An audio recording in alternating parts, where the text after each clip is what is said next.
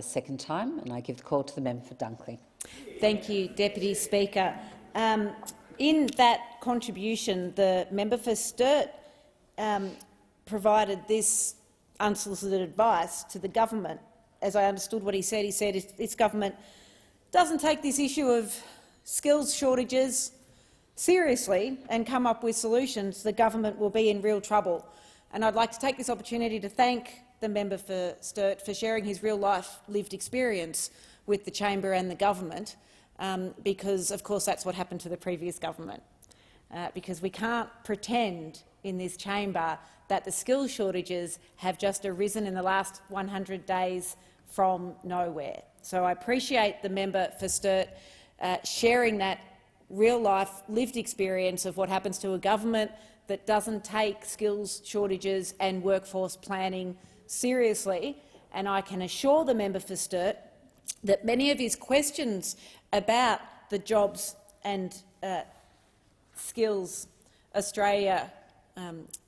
that is established under this bill would be answered if he read the provisions of the bill. And if he still doesn't understand the purpose of this legislation and the institution that is being established, I am sure the Minister's office would be more than happy to give him a briefing on it. Because what we know is that, as a nation,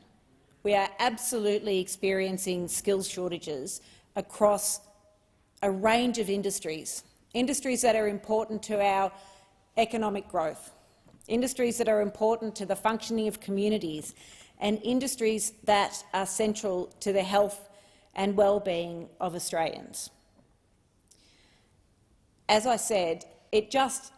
defies logic to suggest that these skills shortages have arisen in the last 100 days. And whilst there were issues during the pandemic lockdown that have contributed to the skills and worker shortages in these countries, including the decision to abandon migrant workers and tell them that they can leave the country, it is also not the case that it is the last 3 years alone which has led to the rise of skill shortages and skilled workers in Australia. The truth is there's been a decade of a lack of workforce planning in critical industries across this country, not the least of which are health industries. What was revealed, not caused by, but exacerbated by and revealed by the pandemic, was the absolute absence of proper workforce planning for nurses and GPs and other health practitioners who are crucial to the health and well-being of communities like my community in Dunkley. Nurses who carried this community through the pandemic, who worked in hospitals in back-to-back shifts until many of them could hardly even stand up, who are still exhausted and still dealing with COVID waves and COVID patients and the backlog of patients who haven't had other health issues treated. Nurses will tell you that there's been a lack of planning for their profession. There's been a lack of looking at initiatives like how to get more nurse practitioners into the system so that they can look after people with chronic illnesses, like people who are living with cancer, to take some of the burden off the GPs and to provide good health for people who need it. In my community, like many other communities, we are also looking at skill shortages in areas which, quite frankly, defy belief. In the last term of this parliament, under the previous government that members of the opposition have crowed about its success, apparently,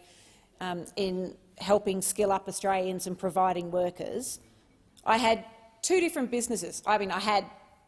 tens or hundreds of businesses contact me about skill shortages, but I had two different businesses in Carrum Downs contact me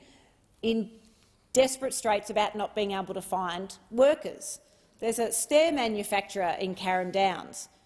who went from having more than 200 job applications for vacancies in about 2018 to only having 5 per month over a 2-month span, with 50% of applicants not turning up for interviews. They needed people to do welding to make staircases, and they couldn't find enough welders to get work completed, facing the possibility of needing to close after 25 years of being a family business in my community that employs locals. There was another engineering business in Carrum Downs who sent me an email saying, "We run an engineering business and we're having an awful time trying to get tradespeople or even apprentices to interview. What is happening to our education system? We are struggling to get anybody through the door, let alone working for us." They noted that I'd sent them a sticker about supporting Australian-made because I ran a campaign last term about supporting Australian-made and buying Australian. But they made this point: if there's no workers available, how are we to have this happen and what are we to do?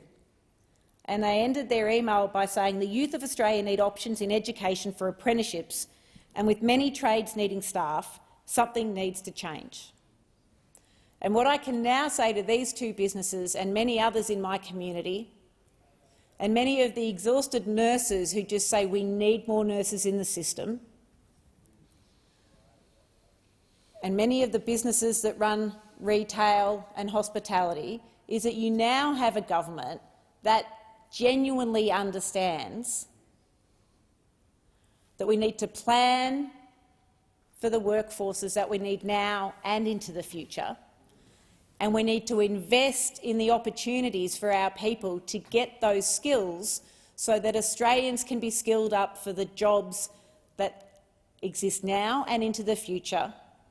and we don't have to solely rely on temporary migration like what happened under the previous government. In February of this year, before the federal election, 17% of businesses reported they didn't have enough employees, and the recruitment difficulty rate for higher skilled occupations was sitting at 67%. And whilst we have high job vacancies and a low official employment rate in this country, those of us who are in touch with our communities know that there are a large cohort of people who actually aren't working and who want to work, but have either been unemployed for so long that they've left the labour market, or who find it so difficult because they don't have the skills that are needed to get the jobs that are available that they've left the labour market, or who are facing other barriers. And what these people need is a government that's willing to give them the assistance they need to get back into the labour market, to get the skills that they need. And that's why this government is committed to TAFE and to public TAFE. And today, on National TAFE Day, it is appropriate to emphasise yet again the important role that TAFE plays in education and skilling up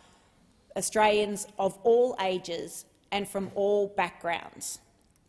But enough has not been done to support the TAFE system. In fact, it's been allowed to be significantly eroded, and the workforce of the TAFE system, the trainers and the teachers and the educators, have not been supported enough to be able to provide that great training and education. So out of the Jobs and Skills Summit held last week and the National Cabinet meeting that was held immediately before it,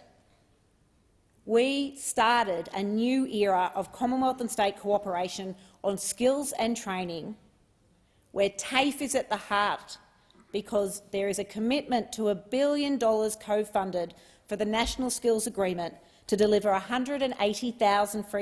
fee-free TAFE places in 2023, and that is a great start. I come from the state of Victoria, where we have a state government that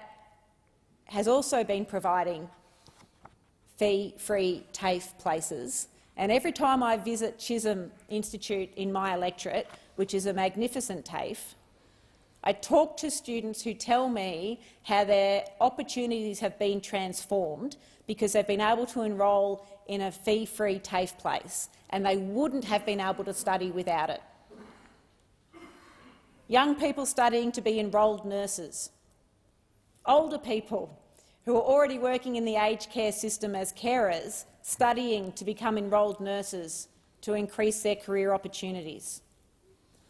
People studying to be social workers, drug and alcohol rehabilitation workers,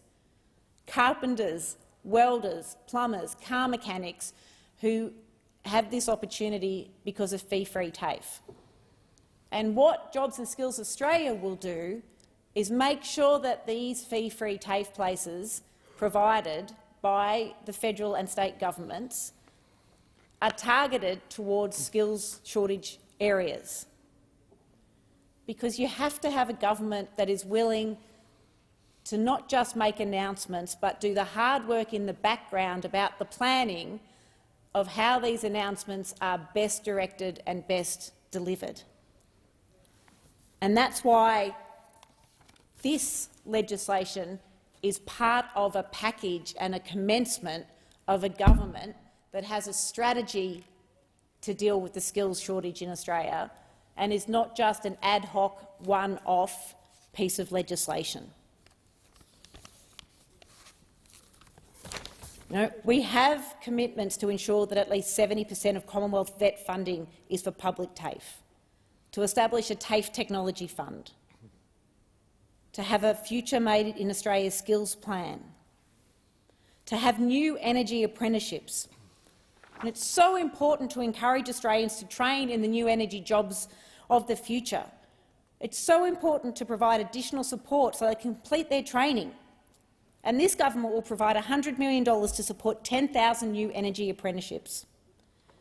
Our new energy skills program to develop fit-for-purpose training pathways for new energy industry jobs, and to do so in the spirit that the Albanese Labor government wants to govern, in partnership